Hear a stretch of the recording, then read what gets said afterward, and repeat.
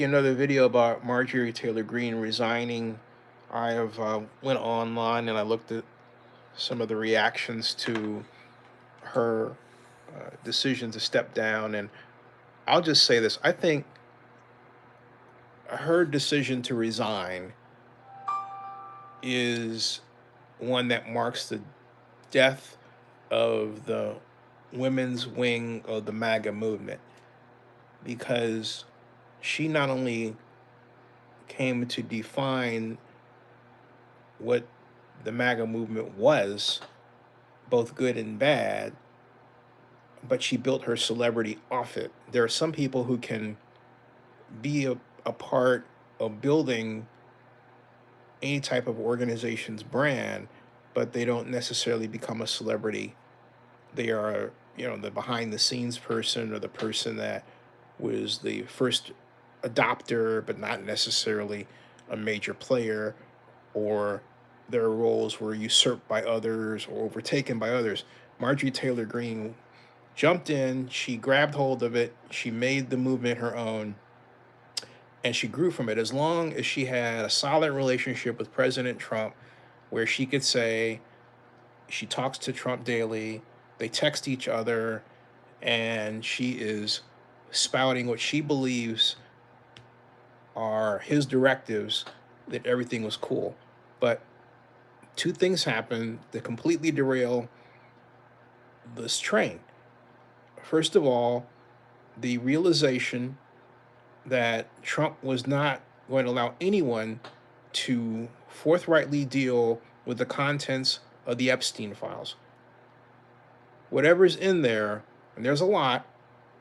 For example, I contend that Jeffrey Epstein is still alive. I don't believe he was killed. I don't believe he committed suicide. I think he's on the island of his somewhere, if not there, then someplace else in the world. It's still possible to hide out from people, especially when you've got $1 billion at your disposal. And no one has proven beyond the shadow of a doubt that Jeffrey Epstein is no longer alive. No one. So, and again, there's every reason to suspect that he would be. Now, back to Marjorie Taylor Greene. She started on this way back in 2016.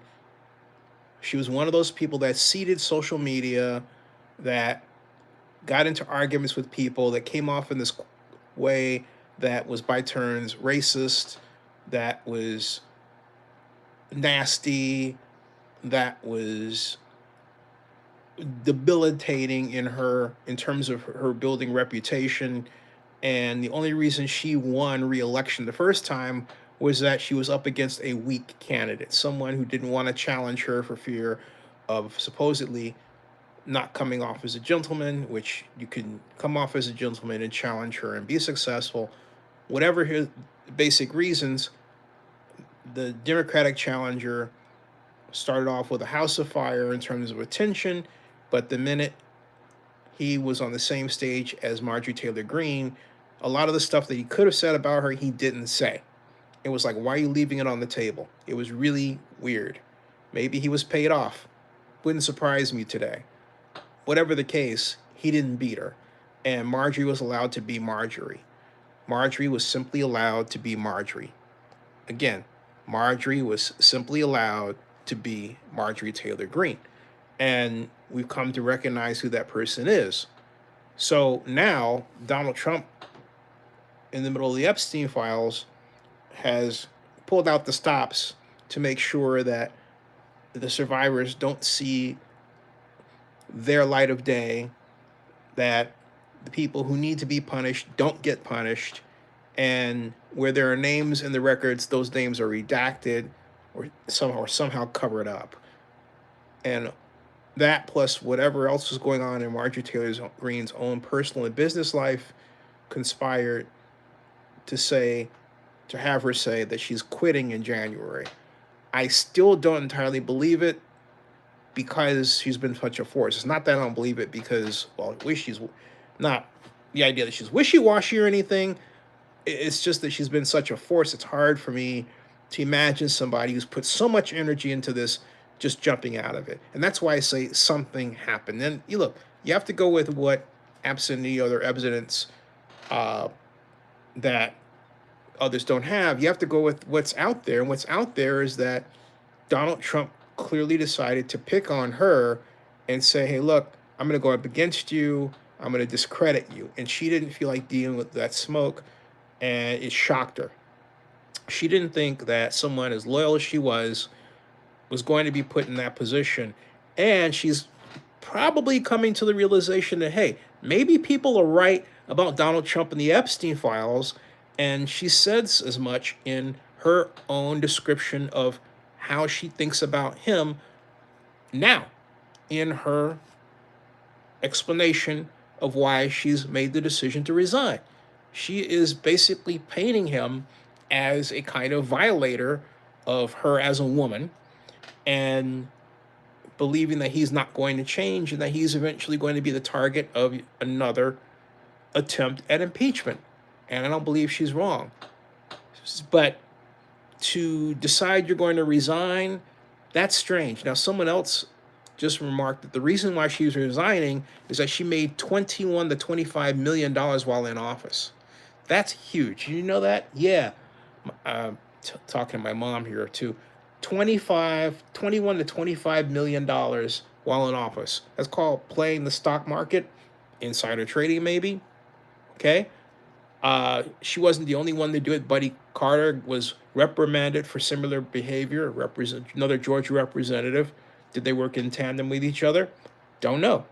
But it is reported, again, that she's made $21 to $25 million while in office. That's her retirement money. She's 51. She can set up her kids for life and call it a day. And it looks like that's what she's going to do. Now, will be something else that causes her, that pulls her back in? I don't think so. I think, if anything, I hate to say this, I think she's going to be a person that seeks to exact revenge on President Trump. Now, how that's going to go, if I were her, I wouldn't recommend that kind of position. I think she'll be better off in university, teaching politics and sharing what she's learned as a congresswoman, who has been in a very, very famous role that will land her down in history as a path breaker. There's no other way to put it, okay? I don't care how you feel about Marjorie Taylor Greene. She has been a path breaker. Others describe her as a warrior. Others describe her as a kind of a mama bear like Sarah Palin. Very much along that line. In fact, if you think about Sarah Palin's trajectory and Marjorie Taylor Greene's trajectory, there are a lot of similarities there, a lot of them. And in terms of their temperament, approach, how they were treated by the Republican Party. If you're a regular viewer of my channel, then you remember many years ago, going all the way back, I believe, to 2008, I remarked that the way Sarah Palin was treated by the Republican Party was a slap in the face of strong women.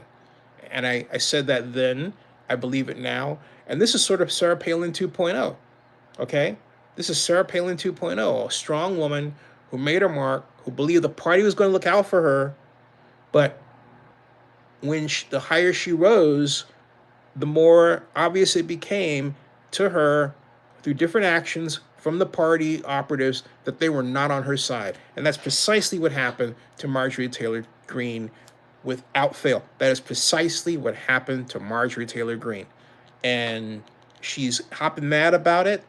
She's going to do something about it. Just what that is, other than resigning, only Marjorie Taylor Greene and the Lord know at this point, but I think others will know in the near future. She is going to be a thorn in the side of the Republican Party, because you may remember that she said that she was threatening to out the names of all the Republican men who were involved in these violations of women that were brought up a few months ago.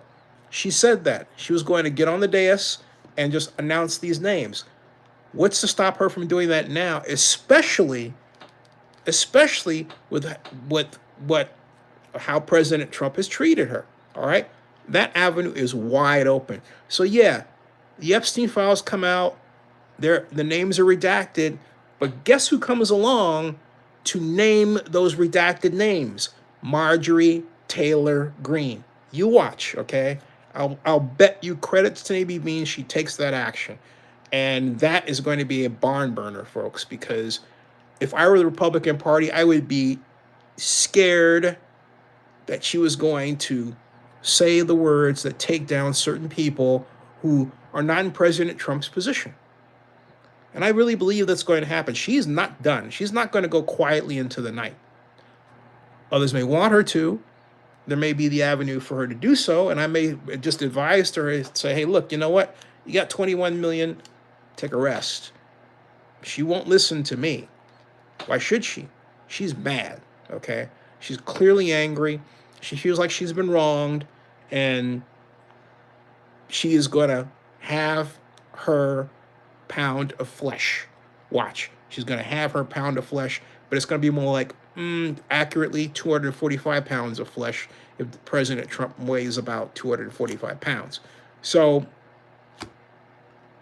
get your popcorn ready, folks. We're just getting started. What do you think about all this? Subscribe to Zenny62 on YouTube and bookmark Zenny